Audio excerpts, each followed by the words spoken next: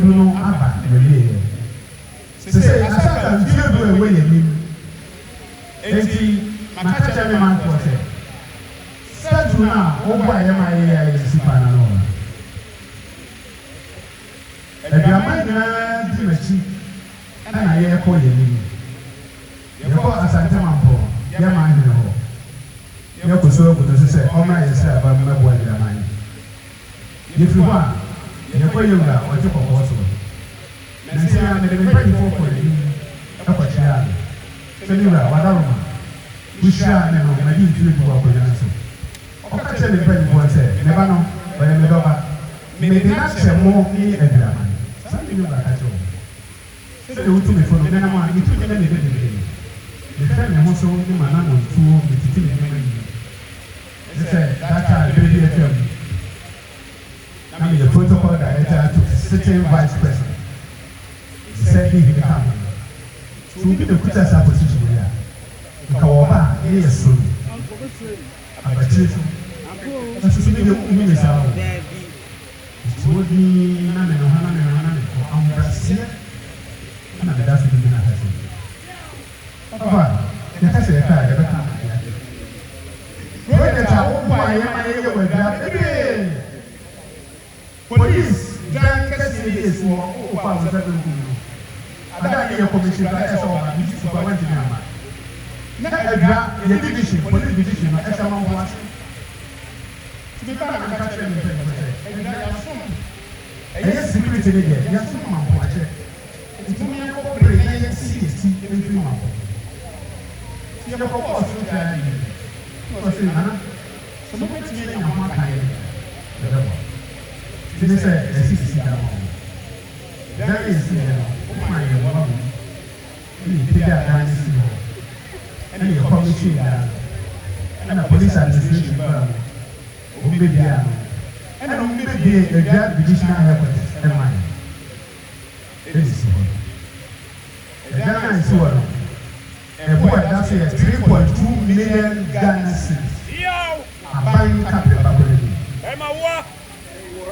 aban kaprɛba enyim ne nyinaa yɛ mmoa sɛdeɛ wɔfa no yɛfa nso wɔfa wadaroma ɔsonama 100 bags of cement yɛfa wɔsonama 200 bags of cement ɔsonama 300 bags of cement ɛdan yɛkɔbɔ so wɔsonama wɔsɛ ne wɔsɛ muso muso yɛ nipa kakra saa ɛna saa dan ne ɛhyɛ ɔman no ɛnyɛ ɛnyɛ ano hɔ meba ne mi mu sɛ yɛ dɔkta wɔhwɛ yɛ bɔ mu ɛma yɛ nkuro a wɔde bɛbi da dɔkta no ɔte ka mpɔ ɔbɔ adwuma wɔ ha ɛna ka kyerɛ me mpanyinfoɔ sɛ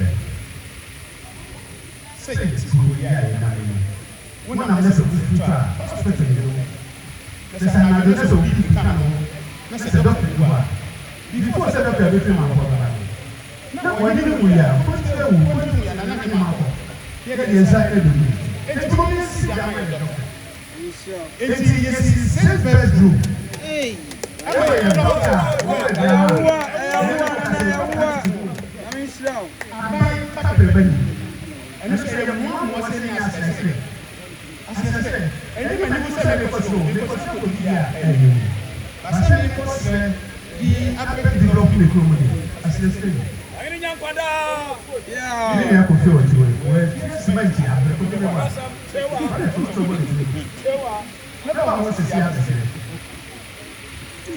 eti yɛsi yɛ na adɔkta no ɛni yɛ wɔ sɛ Ghana fire service fɔ wɔn so ne kɔ bɛ no ɛdan yɛ wɔn de kɔ ɔfa wɔn mu na bɛka kyɛ mpanyinfoɔ sɛ Ghana fire service wɔn a wɔsi bɛ yɛ yɛn akoma wɔn no ɛfɔ ne yɛ gya pan wɔn sɛ egya sɛ wɔn yɛ a huhu adwuma wɔn yɛ no ho kɔ so nti wɔn nso wɔn yɛn kɔ wɔn nsa bɛ yɛn kɔ wɔn nti yɛ kɔ si Ghana fire service fɔ 6 bedroom semi-detached silver and hall a hall no wɔ anim a wɔn ti kitchen set ɛwɔ anim a wɔtwe ne bi awɔ ɛno so yɛyɛ yɛ commission chair fire service wokɔ ɔgya hospital a first no ne ne nti nyinaa nenam hospital hɔ wɔn ɔkora ne ɛto bi ma ɛne ne mpanyinfoɔ ɛyɛ ti paa ɛna national service fo ɛso wɔ ayɛ ne yɛtumi to wɔn kɛseɛ ne pa hospital bi nyinaa project ayɛ yɛ ka no nkwadaa yɛ kɔ wɔn kɔ sukuu yɛ ɛntwam yɛ ntumi da nkurasi a na wɔn yi nsuo no mu a mene nananom yɛ akasa yɛ ato yɛ bɔtɔ ayɛ bɔɔls ama wɔn no yɛ ntumi nkae ɔba eti wura nsuo du no adwuma a mekɔ yɛ kakra mi nya yɛ bia no wɔba sɛ nka meda lenses me nua wɔde daka debia me mu a na manya nka meda lenses kaa papa mu a mefi sɛ kaa wɔde abrane papa bɛ wɔ me na ebi na ɛbɛ maa kɔ yɛnyɛ me ho na daakye no ɛde ba ɛbɛma no eti mfie wo atwa mu die mehwɛ project a ni akasa me ne me mpanyinfoɔ yɛfiri yɛ kuma ho ayama aduaman a aban kapɛ babere mu a ɛyɛ munyam hyɛ no a ɛduru bi a atwa mu ha sɛ wopɛ asantemu ma wɔn yɛ titira sɛ paa yɛto din a mogya mu yɛto aba a mogya mu yɛka nipa a mogya mu ɛtitira sɛm bahyata ɛkwan bɛ na ɛbɛfa so asesa de wɔ yɛnya politiki bi saa yɛ politiki ɛsɛ ɛka pa mfo pa so yɛ sɛ yɛ ɔsɛ kyerɛ wo sɛ wohwɛ mu a nkoma se na wotwa ma kofi yɛ ɛni na ɛni camp yɛ wɔ ti ɛno so bɛka kyerɛ mpɛ sɛ mo yɛkɔ sogyafo no a sɛ mɛde ma meyɛ ne securityfoɔ no a polisifoɔ wɔ mu sogyafoɔ wɔ mu ɛhyɛ securityfoɔ bia na wɔ nti wɔn nyinaa obi wɔ adwuma a wɔyɛ a wɔde wɔde woyɛmfa mɛma ma nti ɛno so wɔde hyehyɛfoɔ ma yɛani a ɛhɔ no yɛ project a ɛkɛde yɛ sukuu na sɛ oke montwɛ nneɛma securityfoɔ no na yɛ na ne so yɛfrɛ sogyafoɔ yɛkɔ ɔbɛma ka ne sisi yɛ sɛ kɔtena ase kɔkɔka no nsana yɛnya yɛbɛyɛ yɛho na yɛde no bɛkɛ wɔ ɛsua something about what is and so you know why engineer for now every Ghana Armed Forces by look at this assessment no money woman yes $250,000 and so up to position and I'm one kaka for the why yet to resistance can $250,000 and the moment I'm going to come and then what I'm there was soldier come the wood. And I want my temper and then I tried that. What is the decision? It was spirit before the police before the war. Soldier force come, special security for spirit before going now. Oh, now. And to say, what else to look for bad. I was now, what guy? What's everyone now? Eka Maria Lydia says a woman man. Yabba immigration office to buy. One by MC Yamawa, no, she is soon move by the other office now. President, immigration office in your office is what you do. Oh, my mama, just some of them political. Oh, my political, no too poor. Political because almost like one aliens do. Our one ever no yes. How many questions do go on as a week of the year? A better one. Young Casaya Berenti office and our own police and they have two offices. And then your immigration office with God and stop with you. If you be your I can't tell you said. You tell me America, the second time. And I didn't see a pattern. And now, I tell you, and he made a child. You are coming now, I said, you may tell me for me what I said. Say, for money, now, mother, say, few grand bad. What? And now, I put the bone and at home. The boy, what's what I had the mind. The mind, what I the natural, me about the natural. In part for the natural. See, so what I know of an million and one. Me koso na hye mo bo se. Mo bo pa ya mo bi ma me nya ko o ma mo ni. Me wa ya ya. Se me nya mo ni na adwene wo ho. Na mo so mo da so ti ho a mu na sika da so e wo ho ni. E be sa ba bi. Se ya ko ya ni mu ni. Ya ba. Na ya ba pese. Na ya dia aboa ama bi ya ka ma.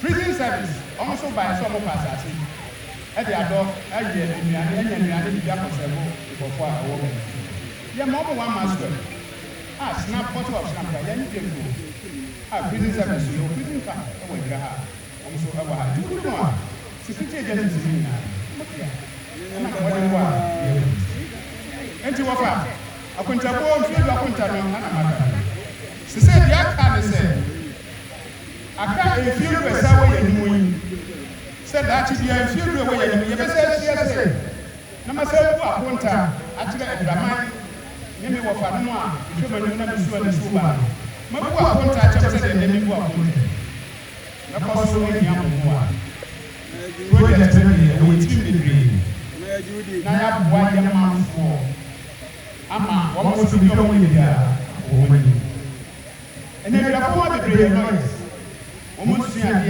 lawyers people nti first na obi ka se be ga ko fe and then wo say da ko da wo ya so mi wa fa ni bra ji no ni bra ko no ata ko bra ko ba so ko bra ko mo e bra ni ani ni obi so ko bra first no dey obi afa ni ko so ba ka se na ya wo e ka na se next 10 years we dey no obi a won trade bra kra be ba be ni sa so ko bra ya ju ni na yes let say mo ma ye ho an fro mo ko so na mo na ye ska ba no na bibi biara ye de ba mo na so opa mo ko so na mo aye ku bi wa ne ne se kunya ne na ku mi da ma se bre da ma me pa ni fo me ma mi na aku ati wa to so bi no na na ba so no da ye se ko ko ku sa yeah, you might say, "What happened to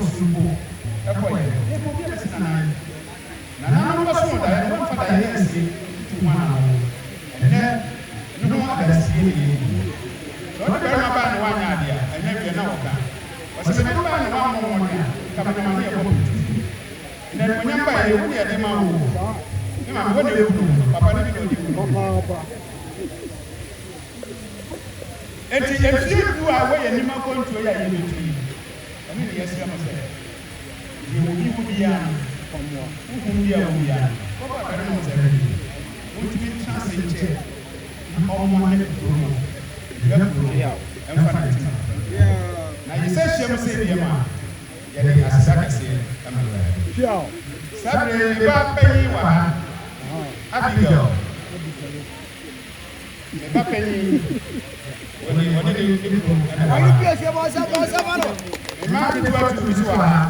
last year, I am boy. More bonting. It was a good time and you travel. Ada the visa for Apatama. Yamia, you have to be a woman. What you have done with our air force.